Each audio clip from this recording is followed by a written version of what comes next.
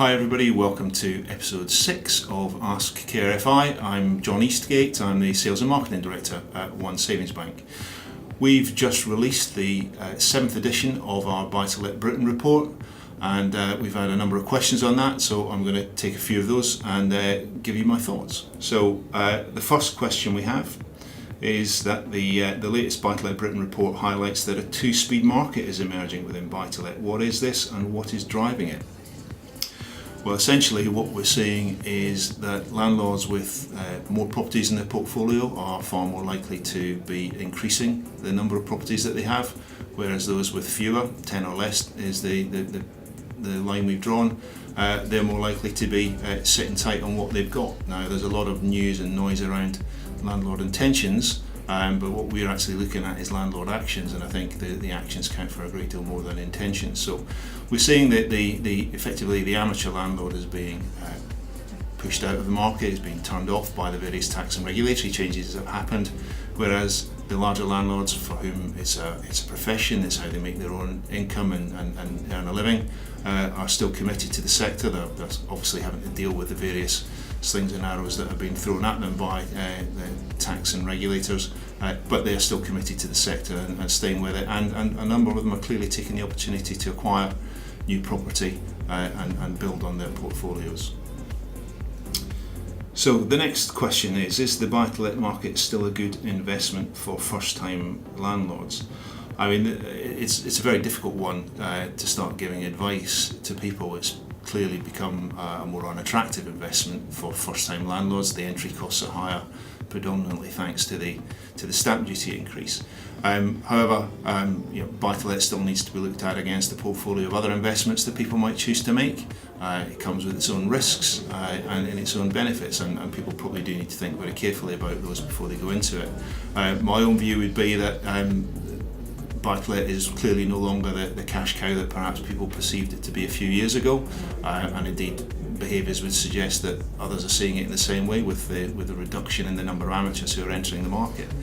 But that doesn't mean it's a bad investment. All I would say that if you are going to get into buy-to-let, then you should do so with your eyes wide open and recognise that it takes a good amount of your time, a good amount of your attention, and as a landlord you have an obligation to be a good landlord to your tenants and look after them.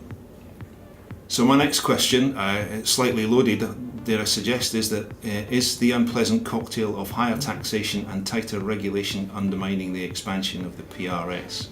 Well, I think the statistics show that the rate of expansion of the PRS is slowing down.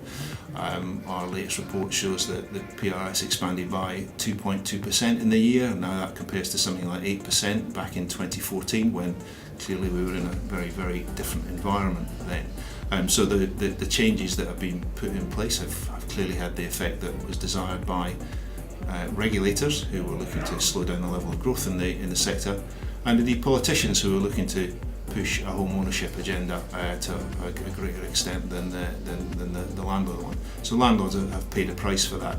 Have we yet seen it come through as a benefit for homeowners? I'm not entirely sure that we have, but clearly the government remains committed to pursuing a home ownership agenda within a broader housing policy.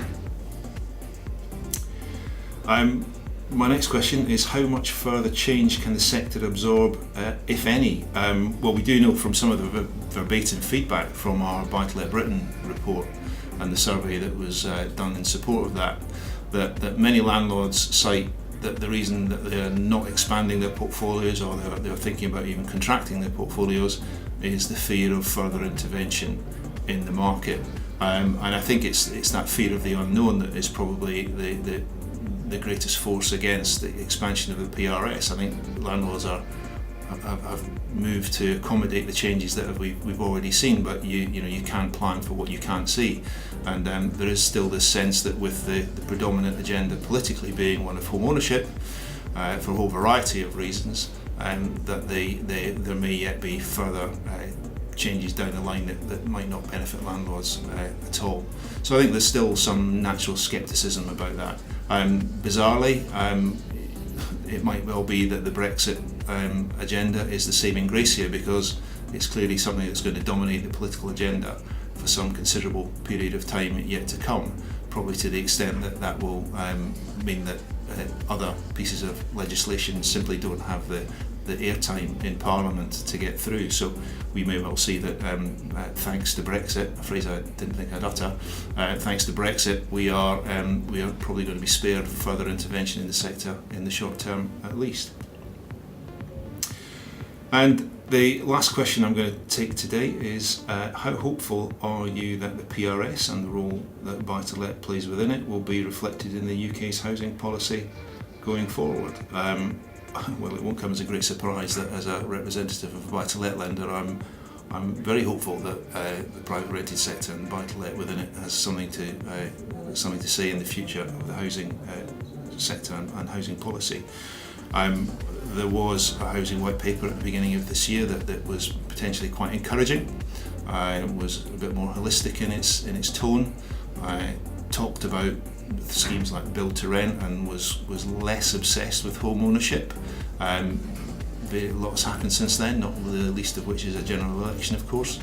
And we haven't heard really very much of that housing white paper since its initial publication. So it will be interesting to see how that does indeed come back to the foreground, if indeed it does at all. In the meantime, we've had a budget that's been driving it, increasing the level of house building.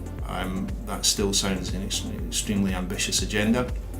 It feels like an enormous gap from where we are at the moment, and in the meantime, whilst the growth of the private rented sector has clearly slowed, it will continue to grow nonetheless, and it's roughly 20% of the housing stock at the moment, some 5.6 million households, and that's a very significant part of UK society, and probably needs to be reflected upon by politicians with that in mind. So the outlook isn't perhaps as rosy as it was historically, but nonetheless it's still a positive one.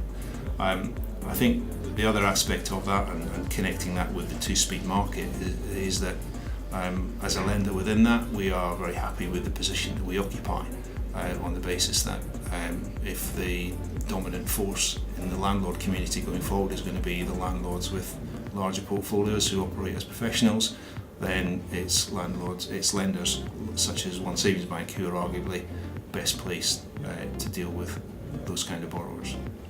Okay, so that's it from me. Please do keep the questions coming for future episodes of Ask KRFI, and in the meantime subscribe to KRFI TV, and if you want to access the report, the link to it is in the description below.